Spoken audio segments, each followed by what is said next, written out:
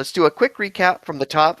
This story was played out in text over the course of about 10 months and then was dropped pretty much after I moved and also after I got incredibly ill and nearly died. And then I have lost interest in trying to continue running it by text. So let's finish it out live because I think it can be done. Between Calm, Cam, and Rob, can we run through in about a couple of minutes, because we just about did it before recording, why we're doing what we're doing and how this all got started and what you've discovered so far? The story is called The Cathedral and the Bazaar. Yeah, so our covenant is in Wales. We were recruited by a friend of the covenant to come over to Ireland. What city are we in again? Wexford. Wexford, right. We're finding some of that fine crystal, right? That's Waterford. Waterford, damn it. I was close, though. But there were reports of magical scrolls turning up in non-magical hands and somehow successfully being cast. And that's bad. And we're hoping to find the source of these things and put a stop to it, because obviously random magic going off all over the place can mean no good for covenants in general. A little extra detail. Red Cap named Imogene, who is part of the Ashenrise Covenant over in Hibernia, are well known to your covenant. And she came over and said, "This is looking bad for our covenant. Our covenant, like yours, is quite young. There's already Quisitors on hand. And if they discover that this is what's happening, they're going to blame us, and that might be the end of all of us in a very bad way. Wizards' marches tend to result in death. And so they haven't been able to discover what's going on, and it also would look bad if they were looking too hard and suddenly there was nothing. So they are asking for your help. Please save us." Bring in the Welsh. Right, bring in the Welsh. I remember we all got loaded onto a boat, and we had to do the entire crossing down in the hold with a bunch of sheep, like filthy animals. Yeah. And the sheep were put off by the magicalness of us. Yes, they were. And the repulsiveness of my character, Marius of Bergamo, the dirty priest. Sorry, that sounded bad. I don't mean it like that.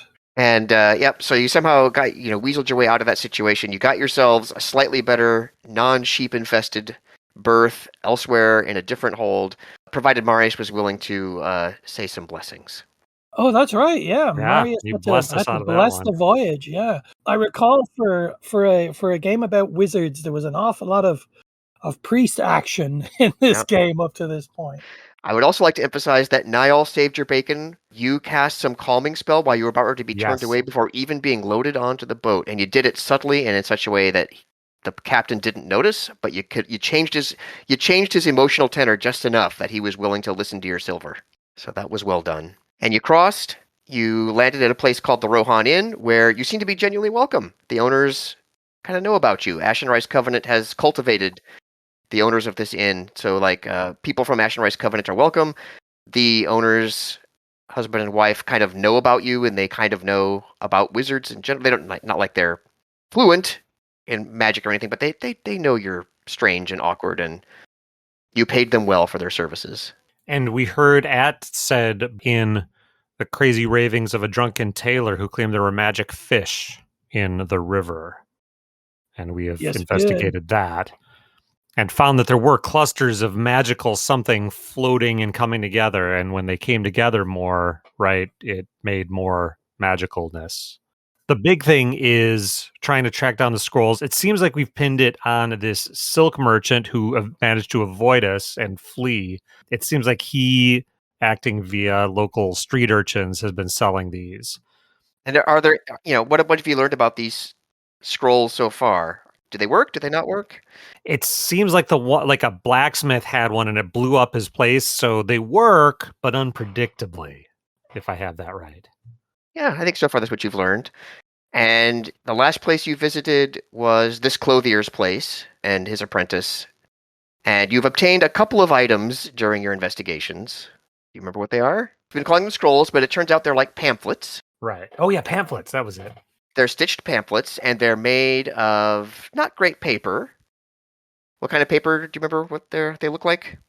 About the quality of like the stuff you'd find in prayer books. Yeah. Oh, yes. Low-grade parchments. Yeah, low-grade parchment. And you've noticed there's something curious about the scribing on them.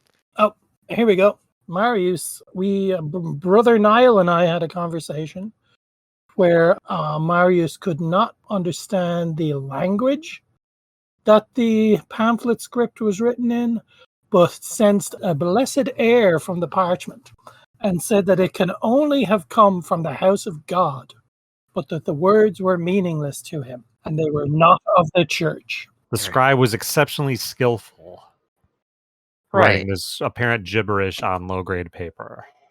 Yeah, because the nature of the letter is like strangely consistent, but also like broken up in odd ways. There's like, you know what I mean? Did you remember that description? Mm-hmm. And you have at least one other item that the silk merchant, you went to the fish market, he spotted you coming from a long ways off, ran off, seems to have escaped you, but you picked up something that he accidentally dropped. Remember that? I feel like I'm in school and this is a Monday morning. I know. I'm being quizzed. That's all right. Here. I'm going to find my own description here. This was like 2 years ago. It's like, it's a way, so it's fine if you don't remember. I'm just going to try and remember how I described it. I'm trying to find it. Goes down a narrow street. So here it is. It's a several-inch long bone-colored rod. It looks and feels like a carved oblong bone or ivory with an unknown rune carved in the tip. Strangely, it's carved outwards rather than inward, like it stands in relief at the tip of it. Right. And it's a rune that none of us recognize. It's like maybe a wand. And what you've noticed as well, you've gotten a partial pamphlet from the wheelwrights who blew up his own place. Mm-hmm. That one was like burned a lot. That's it, yeah. And then you've got a full one from the clothier. The clothier says it doesn't work. An 8-page pamphlet. That's right. And you've noticed that on the back, rune-like symbols that match. One of them exactly matches the relief rune on this bone or ivory-like rod you have. And it's not a long rod. It's short. It's just a few inches long. Okay. God, it's all coming. It seems like it was only 7 months ago. And it says the pamphlet script is remarkable. The letters are uniform with virtually no variance between them. Upon close examination, however, you do notice that there are occasional odd breaks in the strokes, as though the quill's flow of ink failed for the merest fraction of a second as the scribe was writing. There are also a few dots of stray ink randomly scattered about the pages. You find it difficult to square the obvious and exceptional skill of the scribe with the low-grade quality of the pamphlet. Unfortunately, the pamphlet script is in an incomprehensible language for Reese and Marius. Niall, didn't you get something out of it? Am I wrong about that? Yes, I believe he did. Here we go. Shall I paraphrase? Sure. Yeah, sum it up for me. Okay, it said, Niall unsubtly leads his companions out the door and out of earshot of the merchant and his stalwart minion. This is an effort at a Gaelic translation of what looks to be a hermetic spell, but Niall trails off for a moment, considering either it's not a proper spell or it's a very bad translation. Look here, he says, pointing at the document and waiting for the others to read it before realizing the problem with that. It says, it invokes a Christian blessing or miracle, clearly not the work of a hermetic mage. And we suspect someone with some talent in languages, but perhaps only a passing understanding of arcana, translated this from a scroll or grimoire of some sort. And if that's the case, the scroll or grimoire is in the wrong hands. Well spoken, Niall. Thank you. The spell is commonly called the doublé. Is it the doublé? I would call it the doublé. The doublé of impenetrable silk, to turn clothing of wool or silk into armor. And that's the one that the apprentice had acquired. Turned an icy glare to the boy and said, "Boy, where did you acquire this parchment?" And his master says that the boy bought it from a merchant in the market. And he said he requested it special. Paid a week's worth of silver to get it. Right. No, this is good. I think pretty much all the details are in. Is this enough detail for our friend Cam to be up to speed and ready to go? Yep. All right. The immediate setting where we begin is you're just leaving the clothier person's shop. Like, you've just talked with him. You've just had this interaction with him. And you have his pamphlet, who he thinks is worthless, but now he's like, but if it is worth something, what can I do to make it work? But you've essentially left him without being satisfied on that account. And now the question the story guide has for you is, what do you do next? Well, we need to find this silk merchant, but I'm not sure how we go about doing that. Should we visit the cathedral? We should definitely visit the cathedral. Because that's where the talent might be to write such a document. You said that the words invoked Christian blessings. Yes. And to me, that would imply the work of a heretic. Also, Marius, you can detect a holy aura on these parchments. Yes, I did. I mentioned that there was a blessed aura on the parchment. So Marius is thinking it's either a heretic within the Holy Order or a hedge wizard. Or maybe it's somebody thinking he's channeling divine powers, but accidentally straying into the arcane. Maybe.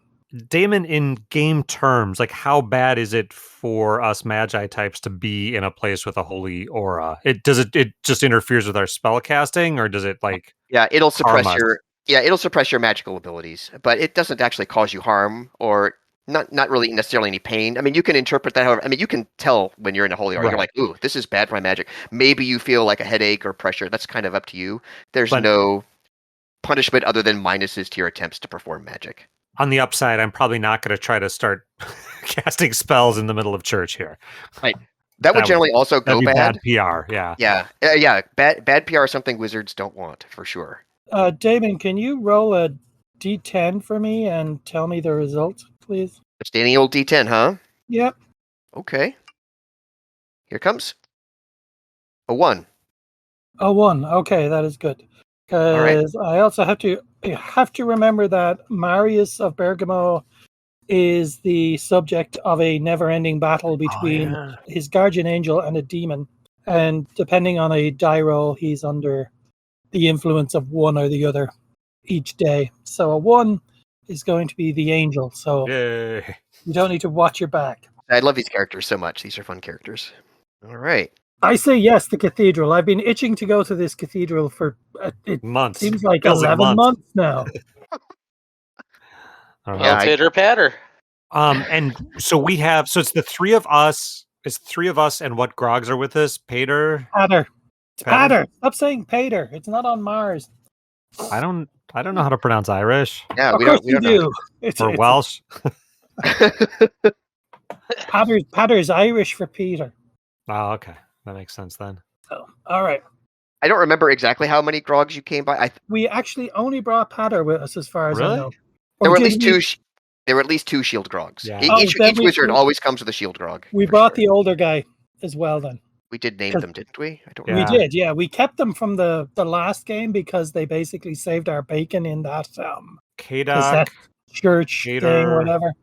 Bledin, a guard. No. Gaston. Nest. I'm just reading through the. Terrible that we can't remember this. We're such bad things. Highwell. Is it? It's Bledin. Isn't it? Oh, it's Howell. Howell. It's Howell. Okay. Yeah, military veteran. Yep, that makes sense. That sounds right. Yeah, it's Howell. It's he's the older one, right? That's right. Okay. And we're using the military veteran. Yeah, they did save your asses. We brought Howell and Pater. That's right. So, and they are, I believe, waiting outside. Are they not? Yeah, you're now with them. Yeah. And what time of day are we looking at here? I believe it was earlier in the day, if I'm not mistaken. Relatively early, so let's say it's no later than noon. Okay. To the cathedral then, shall we? Yep. Okay.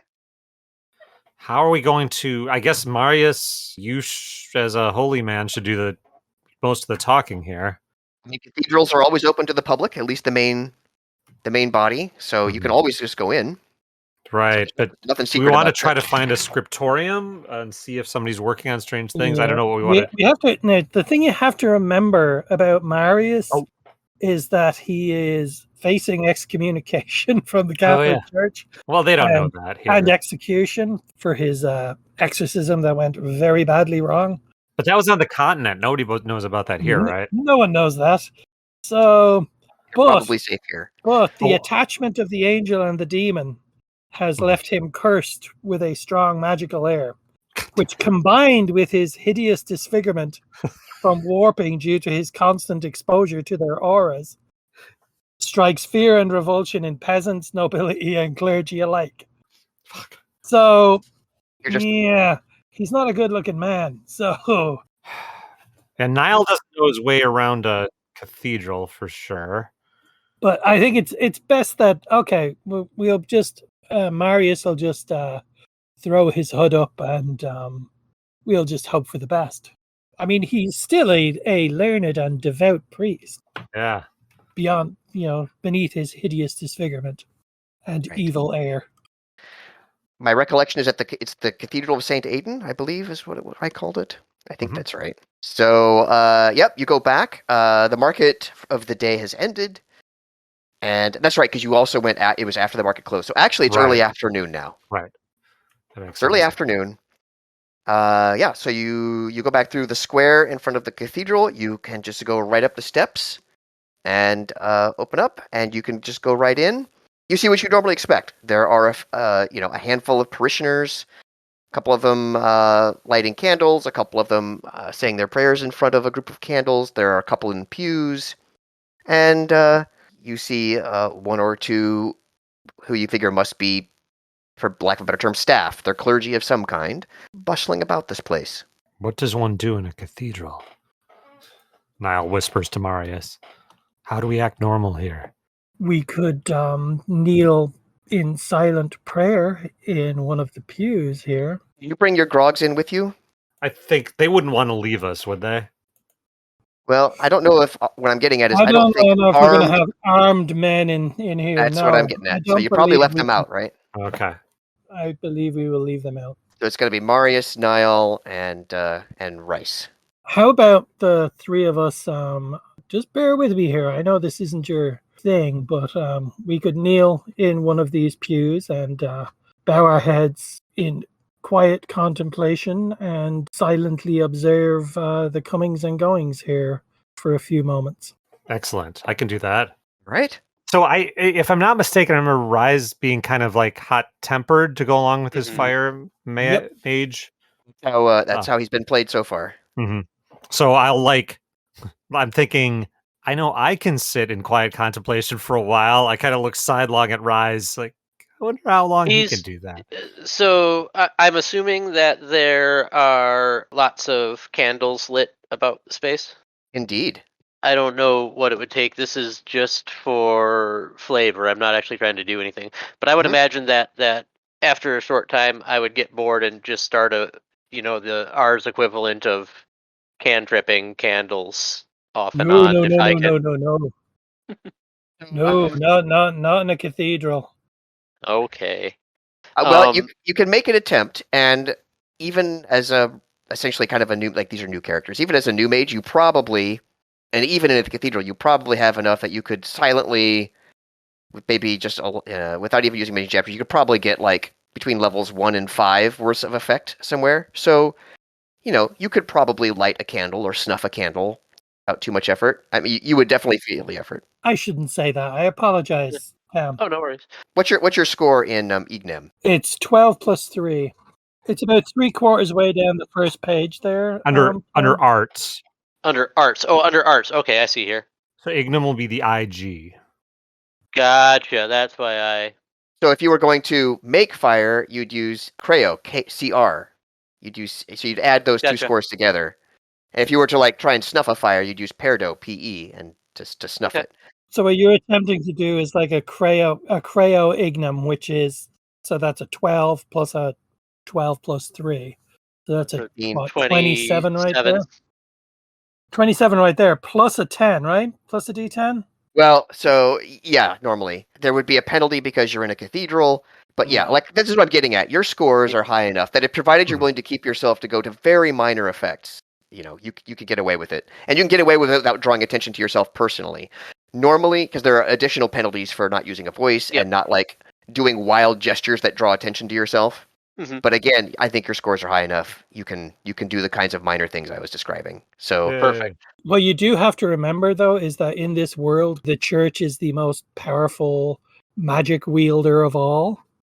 And that the church also just tolerates us. Well, tolerates you.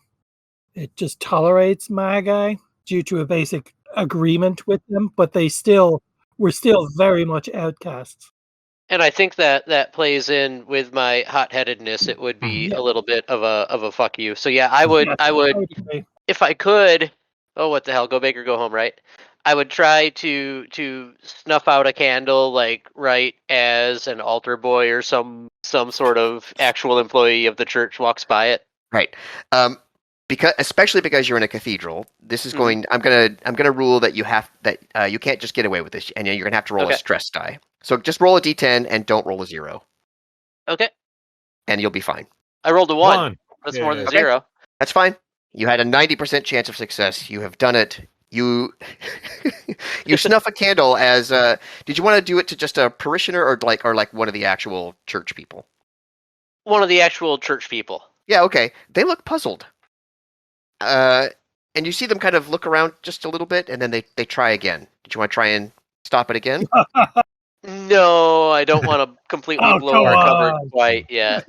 So while he's doing that, I'm going to be like, James Bond, super magi, like suavely. And of course, I'm just awkwardly like gawking. Like, I think I'm being super smooth and looking around, and I'm just like gawking around like a tourist. It is what is actually happening. But I want to look around and just try to get the lay of the land, see if there's anything that would strike me as odd, or I have awareness of focusing on strange phenomena. So yeah, we've seen enough out of the ordinary things in this town. It's absolutely fair enough. Would you make a perception plus awareness roll for me, please? I would love to do that. So my perception is 2. My awareness is 2 with a specialty in strange phenomena, though I guess I'm not just looking at that. I don't think that specialty would actually... That won't count in this particular case. So roll a d10, add those up. Plus 4. Tell me what you get. For a rockin' good 6. A rockin' mediocre 6. Yeah, 6 is not bad. What you notice, so at the far, so you've entered, you haven't gone very far in. You're in one of the pews relatively near to the entrance. Sure. So up ahead at the other end of this main, I should be more of a church person, room, whatever you call, is it the nave, the main area? I probably am not naming it correctly. The nave is the central. Okay. Where the pews are. Yeah. How embarrassing. I only know this because I researched the church last night for a different game. Oh, well done. Well done, you. There's a sturdy oak door. There's a pair of them. One on the right side, one on the left, far left and right of the far end of the nave, like on either side of the the raised dais where like the sermons would be. Yeah, the altar and stuff.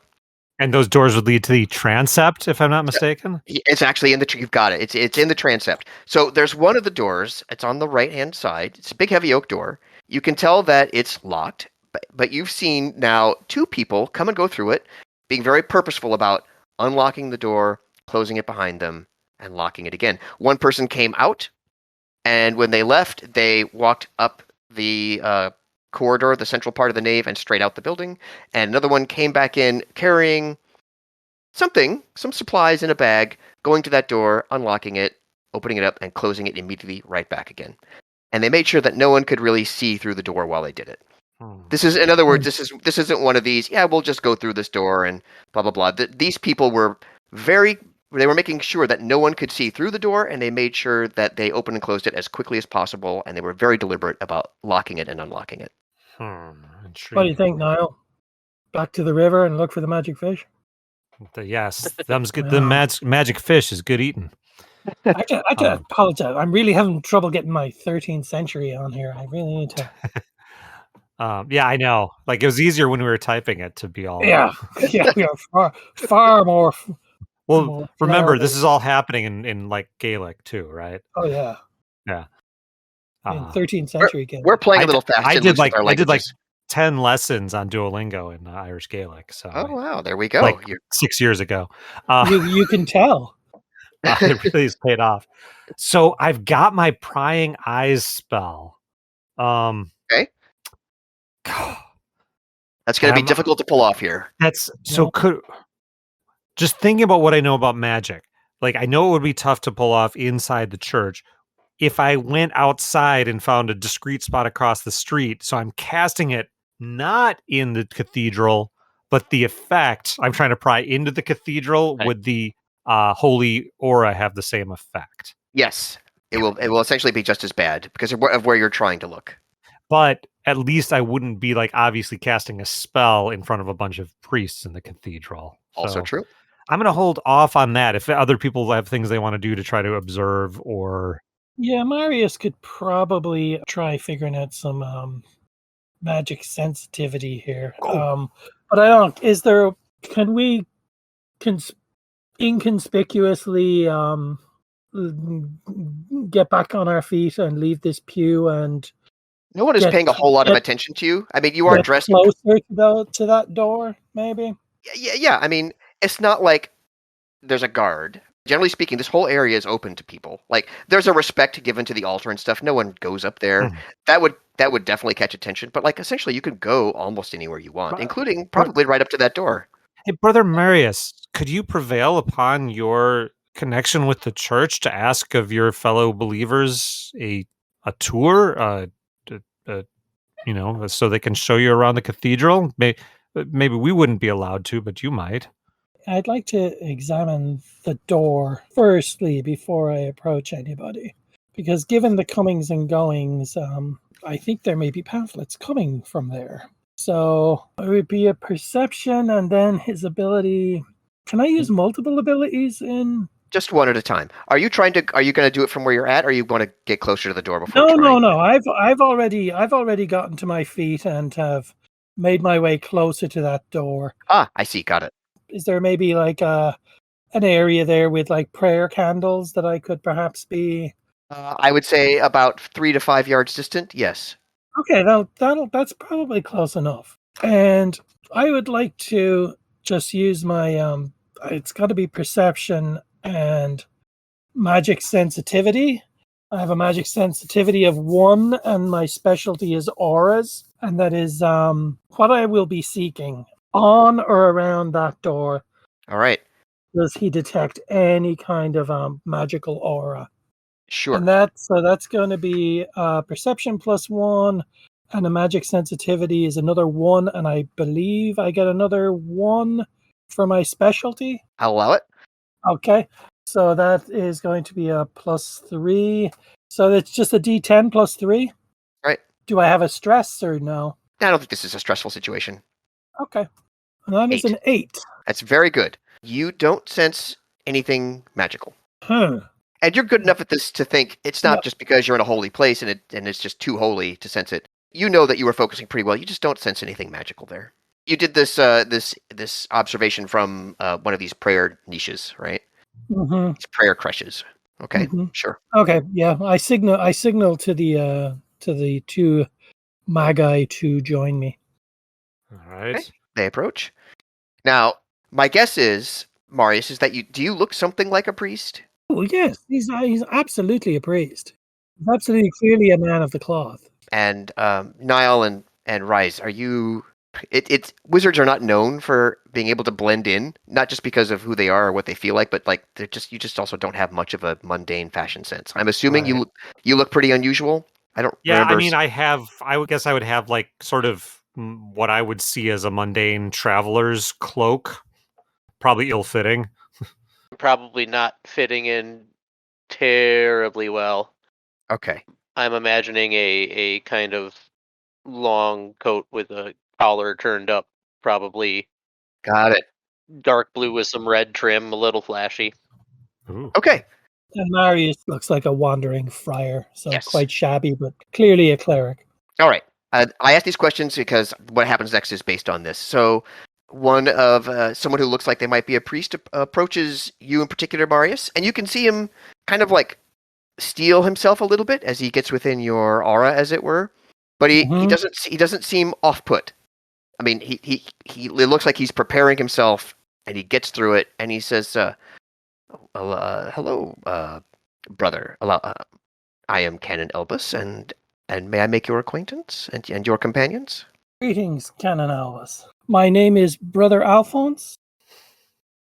I am visiting from Italy, and during my travels, I have had the good fortune to be given hospitality and a word which is escaping me. We'll just go with hospitality by these fine Dare I say magi?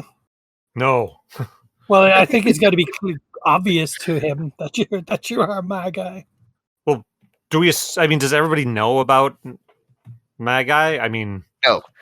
no. They absolutely do not. I mean, Yeah. they know I about assume the church absolutely does. the church in general does. In general, it doesn't necessarily mean that every priest does. Right. But people know about wizards and magicians in the same way they know about fairies. Most mundane people would never have an encounter with them, right? But boy, do they know they exist. You know what I'm getting at? Uh-huh. They have very strong ideas about what that means. So almost nobody will have had an interaction with wizards as the game presents them. But they have very strong ideas about wizards, what wizards look like, what they might do, that kind of stuff. Does that answer your question? Okay, and then I will retcon. Mhm. I will retcon Brother Alphonse's story and introduce the other two as traveling scribes. Oh, Yeah, I see. that works. Okay. Elbus raises an eyebrow. Scribes, you say? Among other things. Is that what brings you here? He's giving you a very penetrating look, Marius. Indeed, they are aiding me in my studies and in my writings into the various beliefs of peoples in England and here in Hibernia and Caledonia and these isles in general. I And it see. is my hope to compile all of these into a fascinating tome for my brethren back in Italy, perhaps even the Pope himself. Ooh. There's a sharp laugh. Well, we shall see what His Holiness might think of our work here, but he looks at the scribes. I have a feeling you will be very interested in our printing press. Printing Excuse me? press? Oh yes, for sure. I Please. would love to see a printing press. Please follow me through here. And he leads you right to the door that has been locked, and he unlocks it, and he waves you through. Who has the Nice. pamphlet with the? Who's holding that? I guess I had it last. Okay, I'll nudge you and say, let's see if we can compare fonts Oh, yes, good idea. discreetly. Hurry, please, before the dean finds out that I am yes, leading you of here. course. Yes, this is all very interesting work. I'm not sure why we have to keep it so secret. But Dean Laganette, he's very severe, so let us be brief. Oh, yes. Come. And he leads you downstairs. Down these stairs you go, and he leads you down a corridor and into a room, and you see a very strange machine. It's relatively large, it's several feet on a side. It's made of wood, and what you see is you see scribes at lecterns, and they're definitely writing things out. What you could do is you can see them; they're copying from a couple of tomes, and they're writing things out, not trying to be too great about it. Normally, clerical scribes are trying to do lots of adornments, and this is very important work, right? But you can see that they're kind of hurrying. They're not trying to do the best of their work. And you see, once a scribe has written something onto a page, you see him take it over to this machine where it's handed off to a couple of attendants at the machine. And the machine takes it and looks at it, and they start taking, well, they look a little bit like that ivory thing that you have, except they're made of wood, and they seem to be carved of wood. And you see them starting to lay out inside this case, and they're putting these little wooden rods with these raised relief things into this case. And there's parchment nearby, and there looks to be a pretty big pot of black ink. I think you know where this is going. Mm-hmm. Wow, absolutely fascinating. Can you show me the final result? Certainly. This takes a little while. This is not a fast process.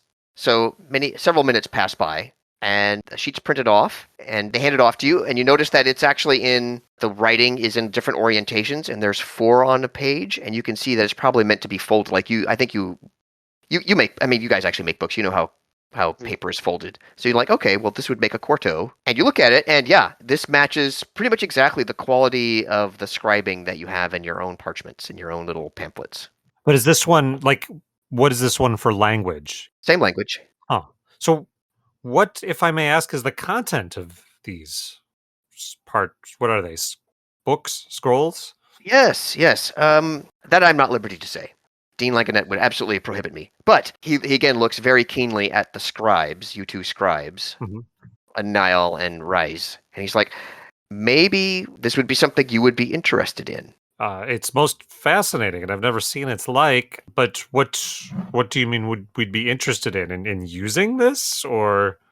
He kind of looks at you and squints his eyes a little, and he shrugs. And it just seems like you might have a need for it. Wahahaha! And he twirls his mustache, or Nope. Can I get like what would an You think he's suspicious that you're not just scribes, right? Mm-hmm. So he's onto us as mages.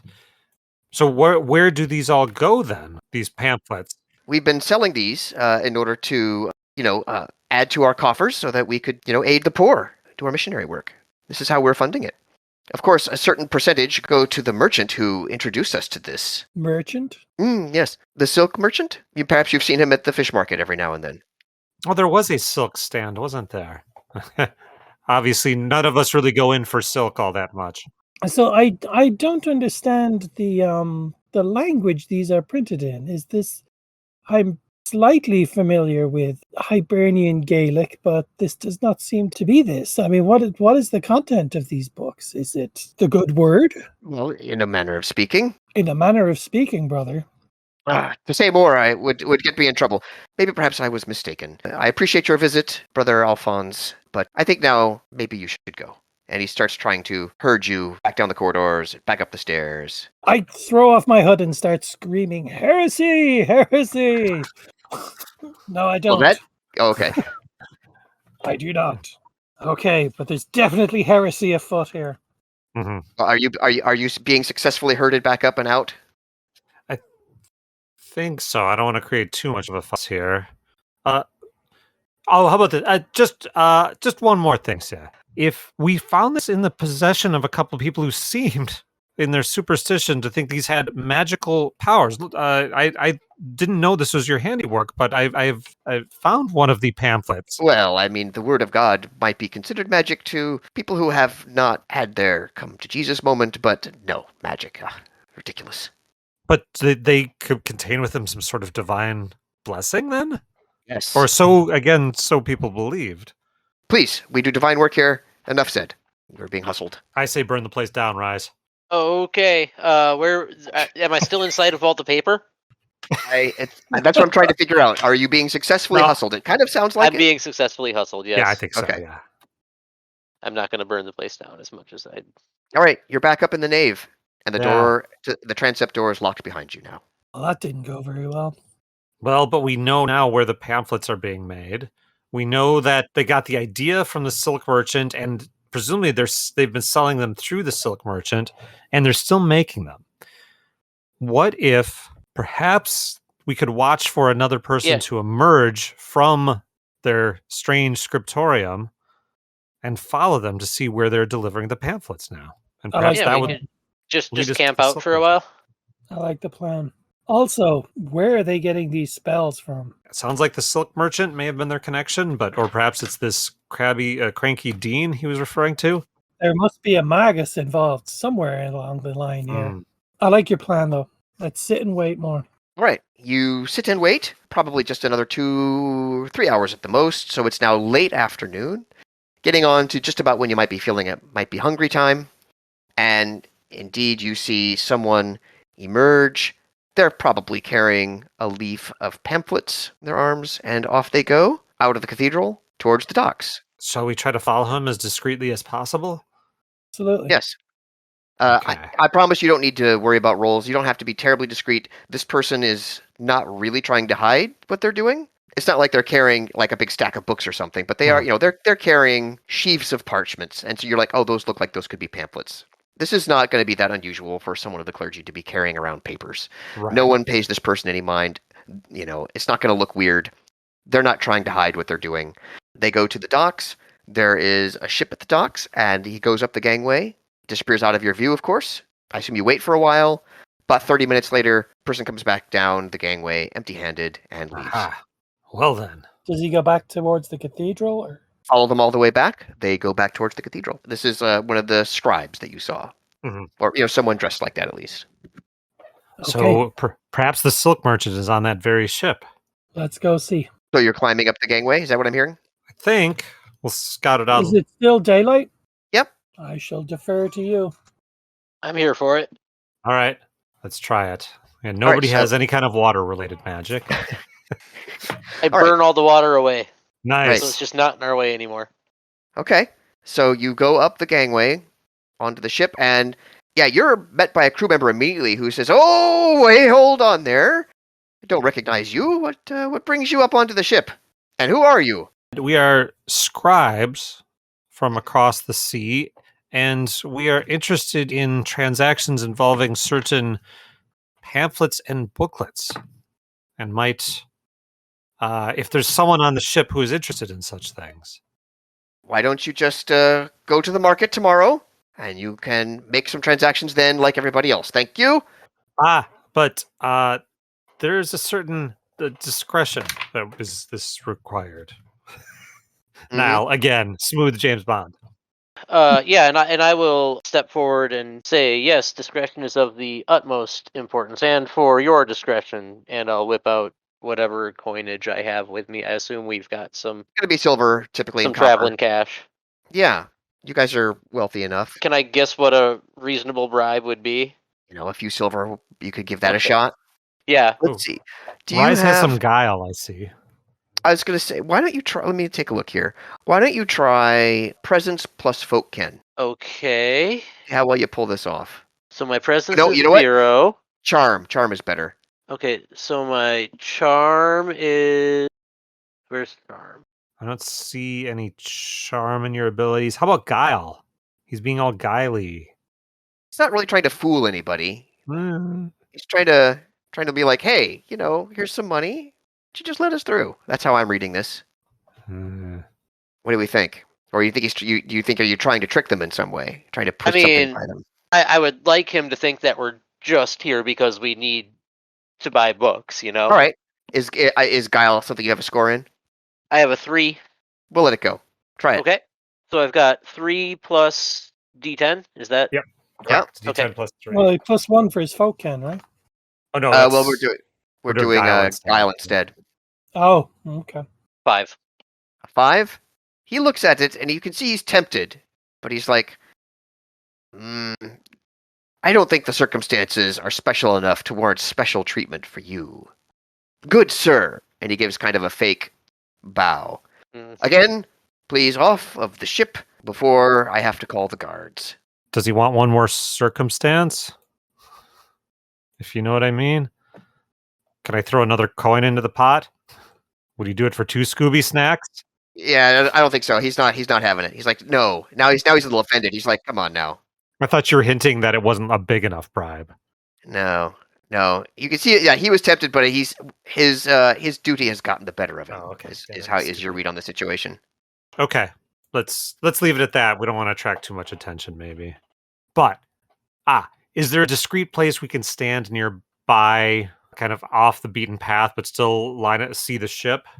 Yeah, I'm sure there are things there that you could hide behind or so on. Is this what you would like to do? Yeah, and I want to. I think I'm going to try to cast something. I want to be like not in the midst of a bunch of people. Okay, what would you like to try casting? No, I want to do prying eyes, but I can see inside a room as long as I can touch one of its walls. That's what I'd used to look inside that shop the other time. But I would actually have to be. Yeah, somewhere I on would the have ship. to know where the guy was. Yeah, no, so that's not going to work. Never mind. Okay, well, it's nearing dinner time. Did you want to head back to the Rohan? Yeah, is Imogen staying there? Yeah, you all are. Okay, but so we would be likely to encounter her there because we can pass on what we've learned. Yeah, she could also be with you at any given time. I kind of forgot to mention that.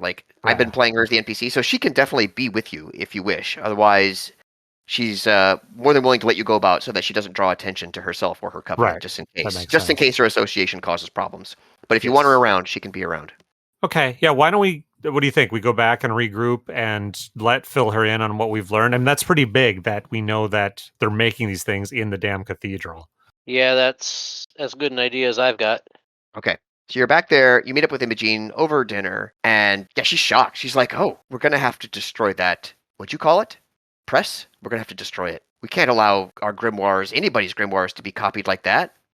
That's just going to be trouble for the Order and, our covenant, your covenant. And we got to find the source books, too.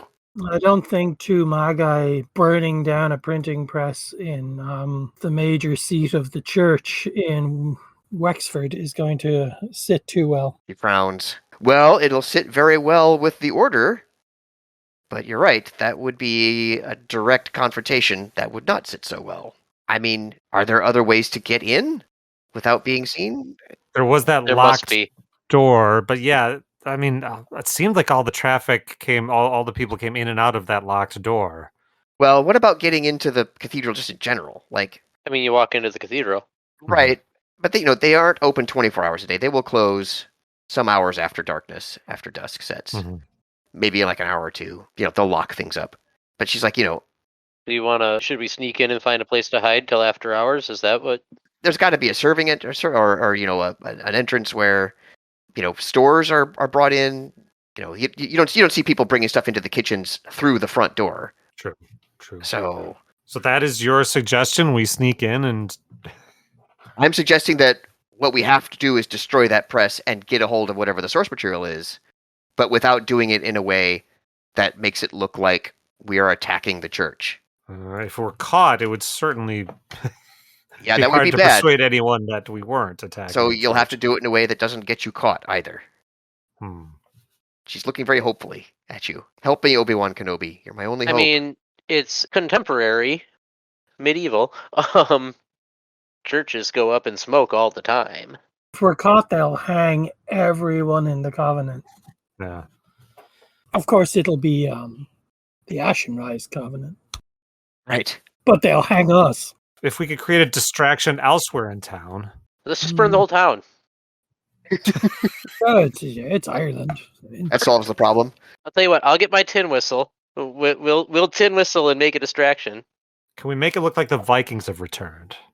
I mean, I've already proven that I can subtly manipulate fire in there.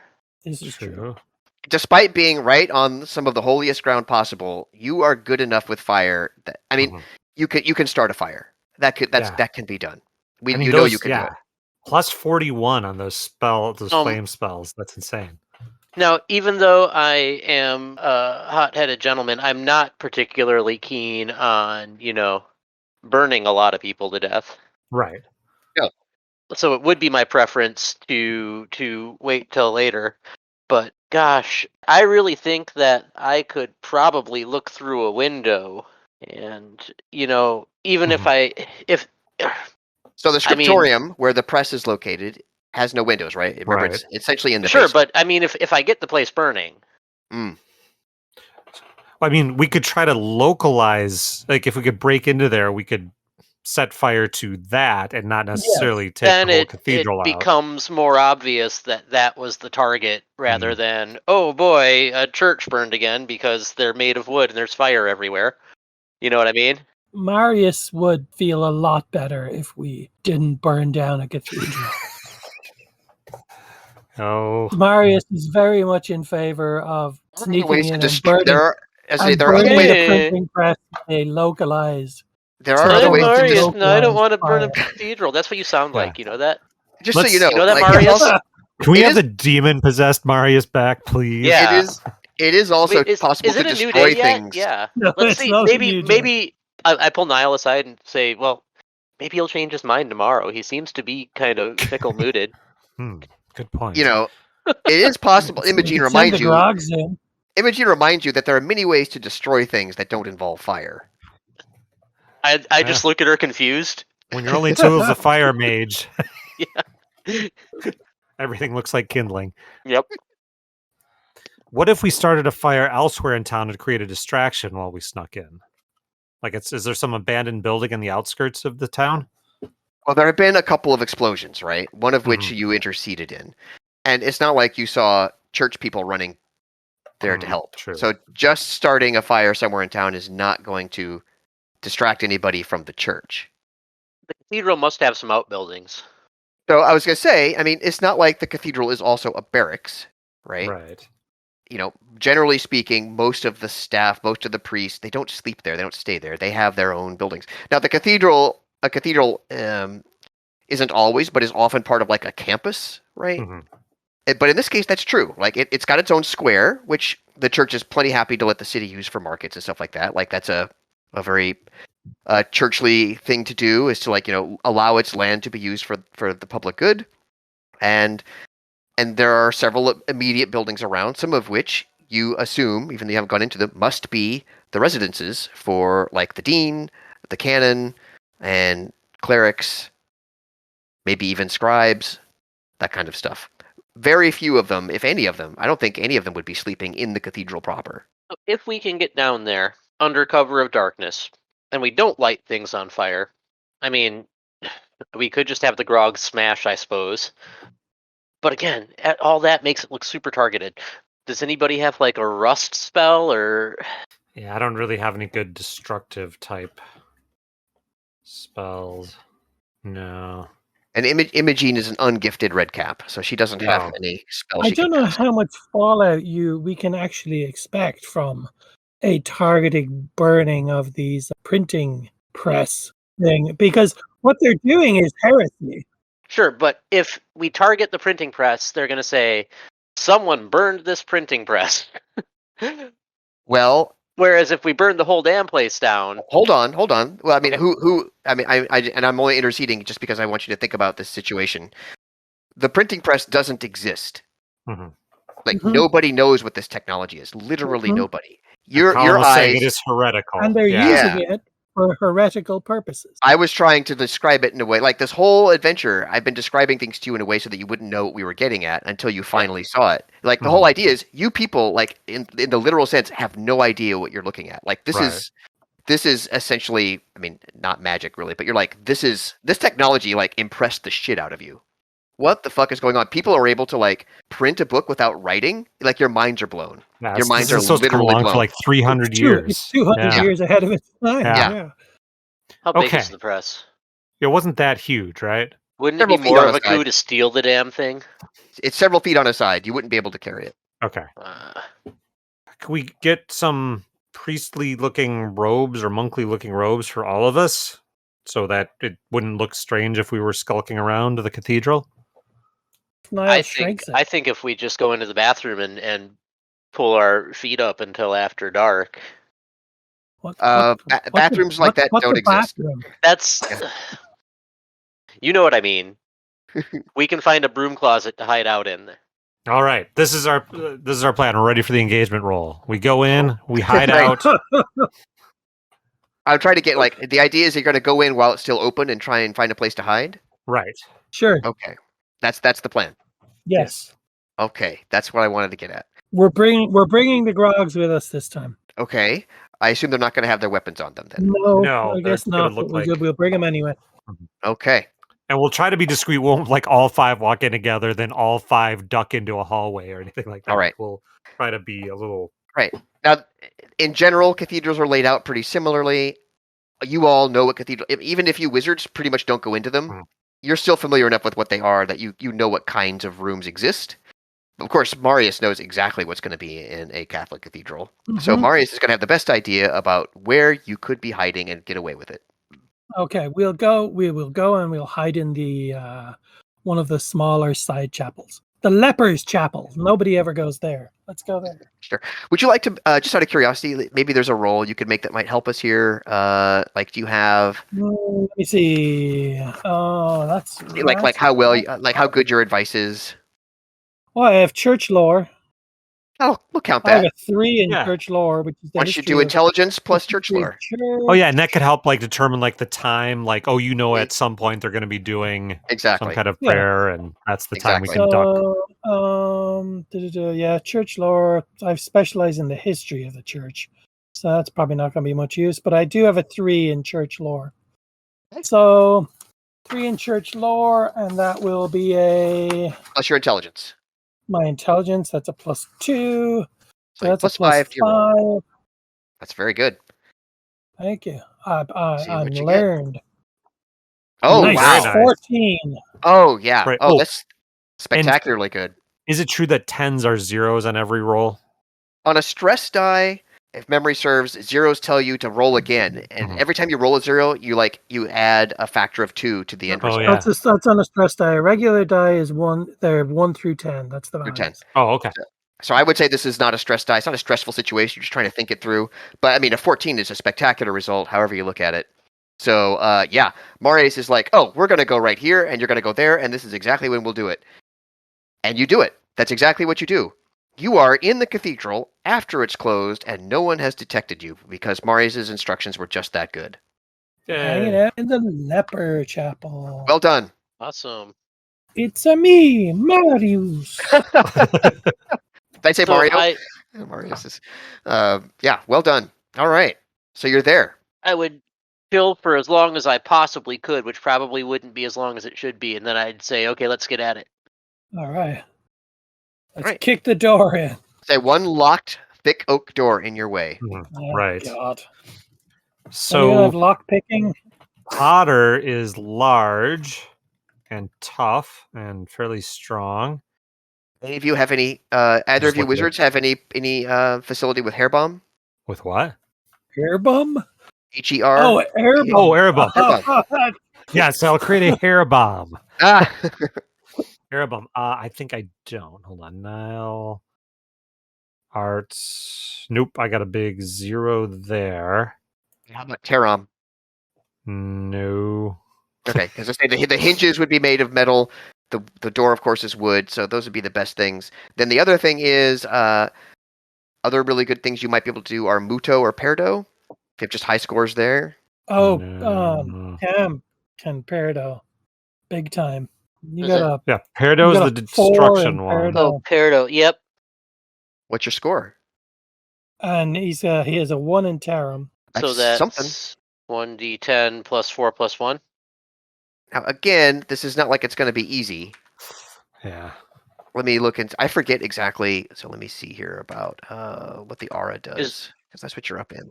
Is that right though? Yeah. For my math. I might have even been a little flip rise with your ability inside the church. I had forgotten. It's actually a multiplier. Wow. Okay. No, it's not just the base aura. Yeah. Okay. You probably aren't going to be able to do that because it's going to be like a minus 15 to your roll. Jesus. Wow. Okay. Sorry to say. Which way does the door swing? Out towards you. Towards us. Mm-hmm. I mean, we're not talking about. I mean, this door's locked, right? But we're also talking 13th century locks. They're not spectacular. I mean, yeah, I don't know if I want to just start breaking shit though. Yeah. Can the grunts pop the hinges? Yeah. Why don't we do that? Yeah, have the grunts pop the hinges. We'll open it off the offside. Do they have strength scores of any note? Potter's got a strength of +2. That's actually quite good. What about and a size of +1. Oh, he's +1 in size even? Yep. Oh yeah, okay, yeah. Between Patter and why can't I think of his other name? We did this already earlier today. Howell. Yeah, between Patter and Howell, they're able to deconstruct the door. We'll let that happen. Yeah. All right. You get past the door. You go down the stairs. I assume, even with a minus 15, I think you can have a little bit of light Jeep. Like, that's just a level 1 or 2 effect. So I'm assuming Rise will light your way, and you get there to the scriptorium. You see the press, you see the tomes, you see the sheets of cheap vellum and parchment. I'm gonna look around. Are there like places that they could store books? I'm hoping to see if the master copies are here or whatever they're drawing this from. There are shelves. There are 2 lecterns. Each of them has a book, and then there's 2 more books on a couple of shelves. Ooh. And if you look them over, they look to be the kinds of things you're looking at. Like, these are. What's interesting, Niall, is you recognize that these aren't quote unquote like they aren't original Hermetic texts. Mm-hmm. These are like hastily copied Hermetic text. And here's a little detail that might not be obvious about the game. Like, part of the reason that you have libraries and you have to trade stuff, but it takes time to like read and you always have to scribe things through, is that essentially every spell, it's a little bit, well, again, like the printing press doesn't exist, right? Not only is everything completely handwritten and original, but magic only really works for you. Like, the way you cast whatever spell you memorized a spell, like what's one of the spells that you know, like whatever it is, you're going to cast it. Yeah, Prying Eyes. Your way to cast Prying Eyes will not match anybody else's way to Prying Eyes exactly. So when you scribe out your version of Prying Eyes, you could try and teach it to someone else. Another Hermetic mage would be like, oh, I see how that goes. Yeah, I get it. But they're going to have to tweak it a little bit for their own personal thing. And so what usually happens is they'll copy your spell into their own grimoire, doing the little tweaks that they know. Does that make sense? Okay. They know they have to do.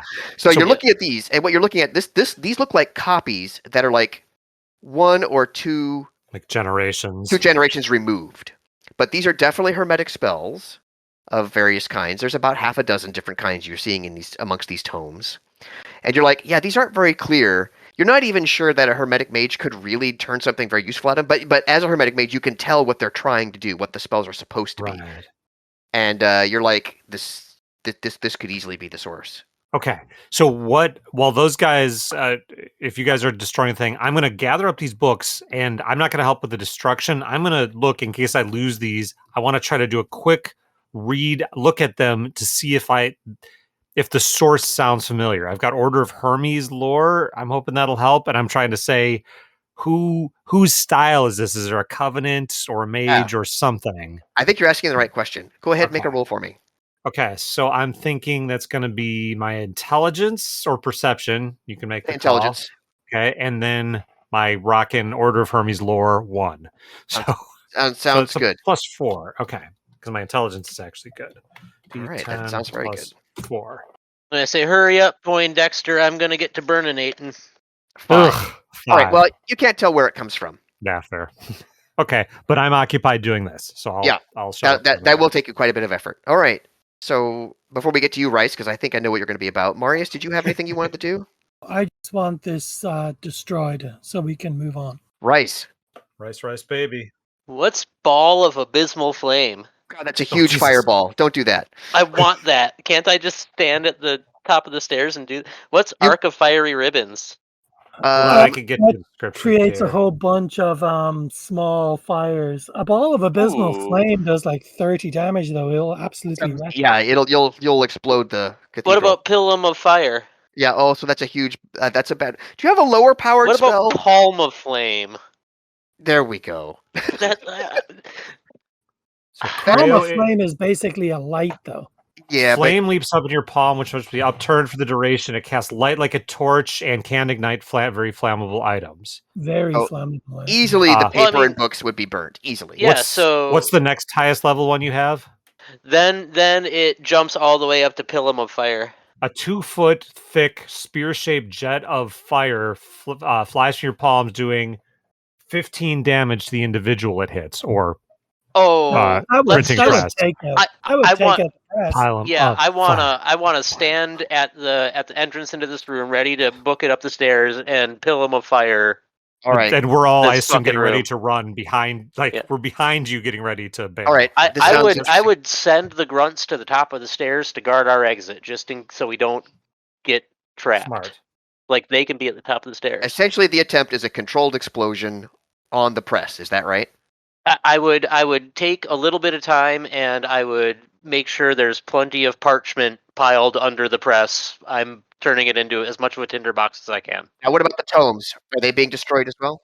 I'm taking the original tomes, right? You're taking the tomes. Okay. Yeah, but everything else in that room is getting piled into a pile in the middle to torch. Okay. All right. Pile of fire would be more like a flamethrower, I think, than an explosion. Yep, that's essentially what it is. So, what's the level of that effect? It is a 20. Ooh, that is an impressive one. And he has a +40. He has a +41. Okay. Really? I don't know. That's what it says on the sheet. I'm not sure how +41 comes out. That's a +41? Well, let's just assume he's calculated that correctly. That seems kind of wrong, but that's fine. I don't want to. It seems huge. Yeah. I'd say even for a first level wizard, that seems really big, but I don't really care. Let's just run with it. He's I'm not only fire. Argue. I mean, he's a one-trick pony here. I'm not going to argue. Numbers. That's fine. Whatever. It doesn't. Honestly, I don't care enough. Well, major magical focus flames, puissant ignum.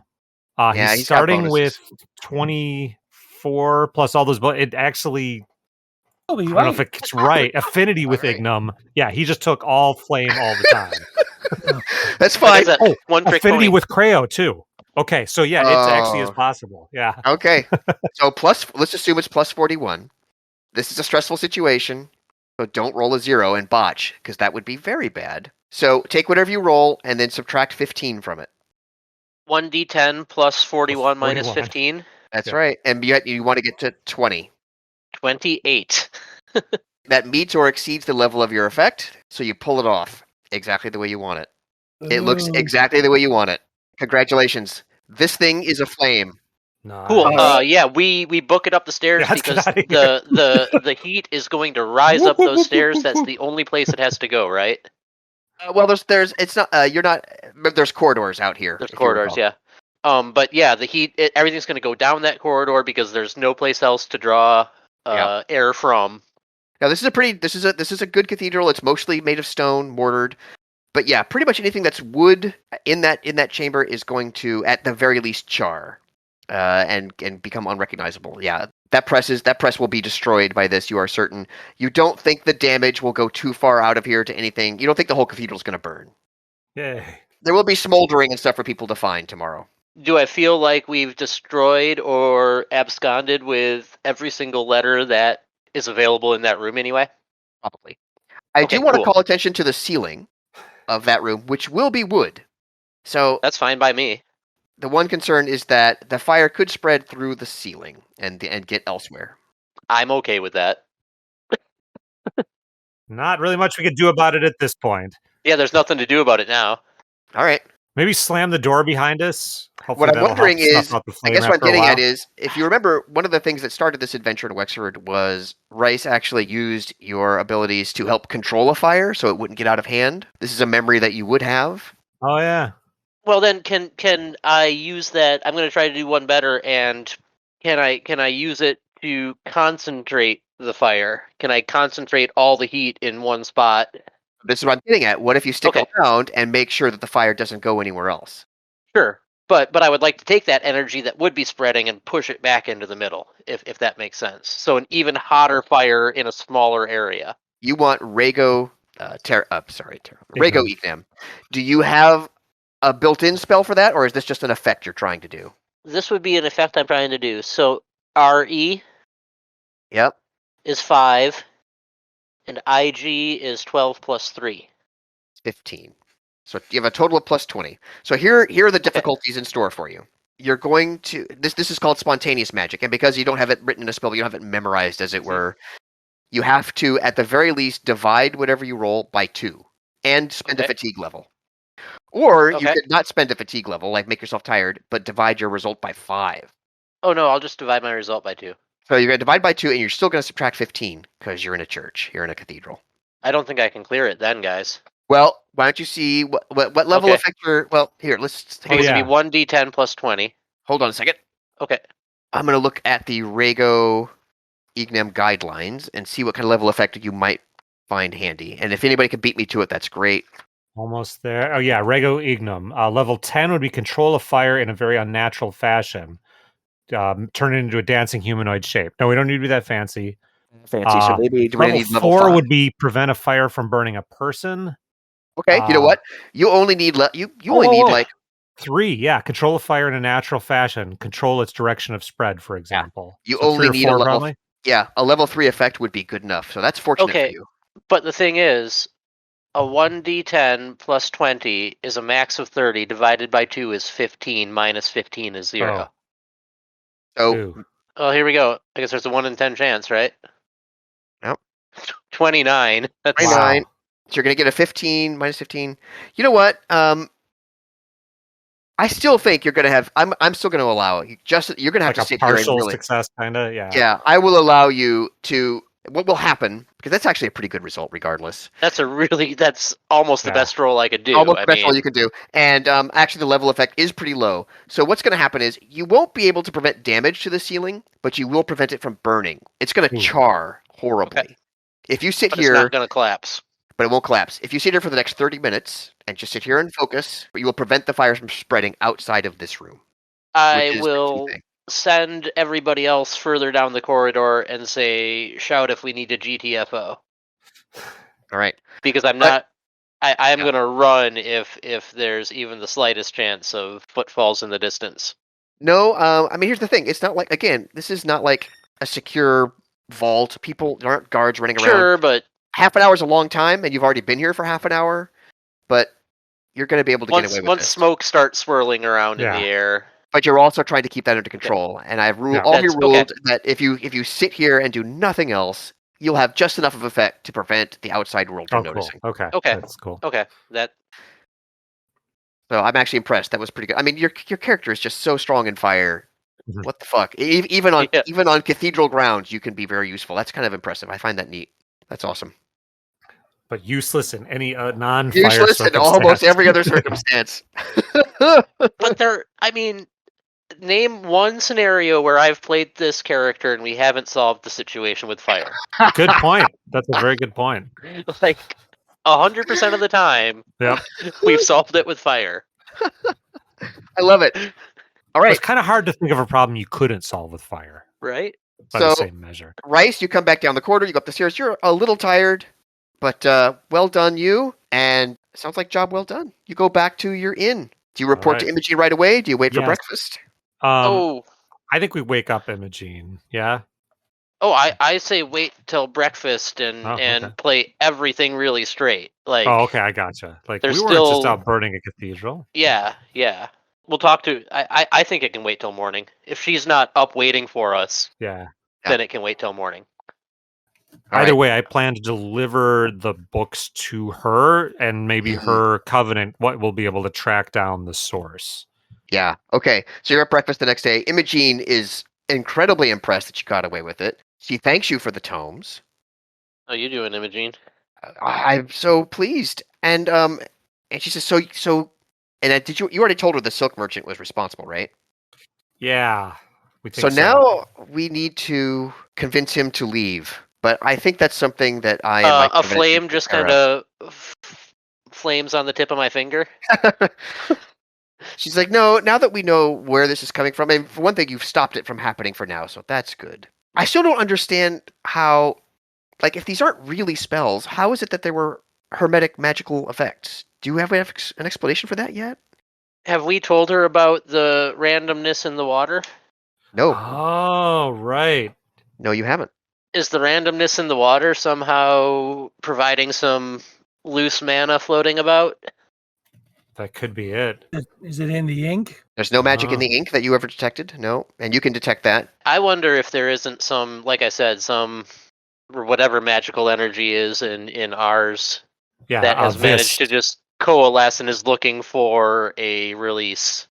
And even a half-assed spell gives it a way out or something. I don't know. Where's it coming from? The river. The river somehow? Yeah, so we'll describe what we saw with the floating, possibly magical fish. She's like, interestingly, all of the accidents, whether they were, dogs with huge tails or the explosion, like they all did occur along the river. Is the cathedral by the river? No, it isn't. Say, I told you we should have burned the scrolls. I told you we should have burned the river. If the scrolls were used near the river, that's when they got fired up. Interesting. Fired up. Like, you have given us a lot to think about. There's going to be much to investigate about this river now, too. You guys want to go down to the river and do drugs and see if our cantrips are goofy?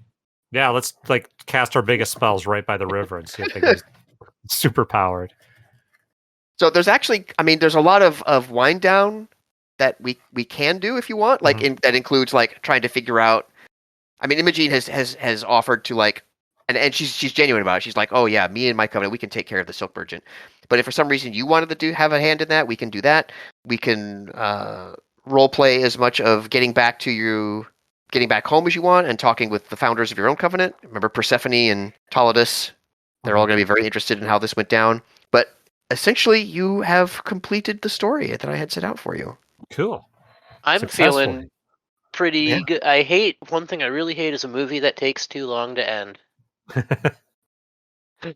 I don't need to see everybody hugging the kids. Like, you killed the bad guy, it's over.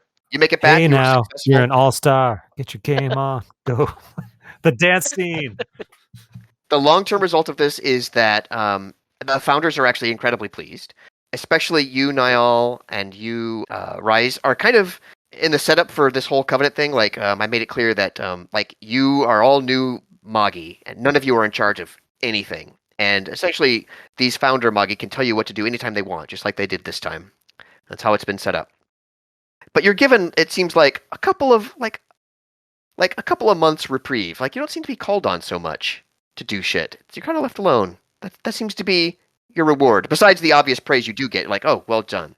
Also, Imogene sends messages. She's like, Ashen Rise is really pleased, and in return, they offer the founders. They don't offer you anything other than their praise, but they offer the founders a couple of tomes of magical or historical interest. Everybody's interested in the fairy stuff, especially on both sides of the channel. And so your founders, Persephone and them, they're like negotiating about, they're going to just give us some stuff without even trading. So they're deep in conversation about what they can get out of Ashen Rise. Ashen Rise is pleased. You are given, Niall, Marius, and Rise are all given like essentially very open invitations to come back across the channel anytime and visit Ashen Rise for as long as you might wish, anytime you might like. And essentially the friendship between your two covenants has been strengthened. It's a happy ending. Yay! Yeah. Well done. Cool. And we didn't even torch an entire cathedral.